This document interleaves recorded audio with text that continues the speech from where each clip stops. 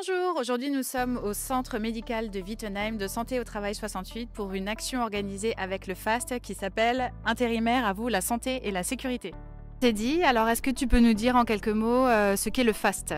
Alors le FAST, c'est le Fonds d'action sociale du travail temporaire. C'est une association qui existe depuis 1992 et qui accompagne les intérimaires notamment sur les freins liés au statut.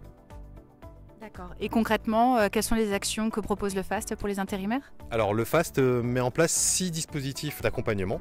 Donc le premier, c'est la location de véhicules.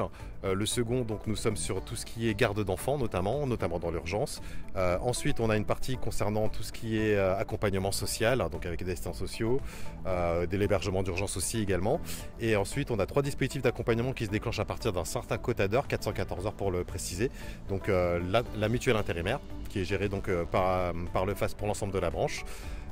Également donc tout ce qui est accès au crédit, parce qu'on sait que c'est une complication, une difficulté pour les salariés intérimaires.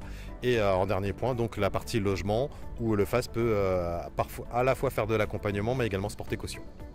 Teddy, est-ce que tu peux nous expliquer en quoi consiste l'action d'aujourd'hui à Santé au Travail 68? Aujourd'hui, cette action permet surtout de pouvoir rencontrer à la fois des salariés intérimaires, de pouvoir justement capitaliser sur les visites médicales de ces salariés et pouvoir les rencontrer dans des conditions différentes que sur leur lieu de travail et surtout donc de permettre en complément de ce que fait le service de santé au travail, donc une action de prévention autour des horaires décalés.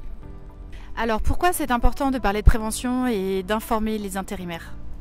Alors en fait, il y a une histoire derrière tout ça. Lorsque j'ai lancé la tournée en 2017, il y avait un sondage qui avait démontré que 50% des intérimaires ne se soignaient pas pour des raisons financières.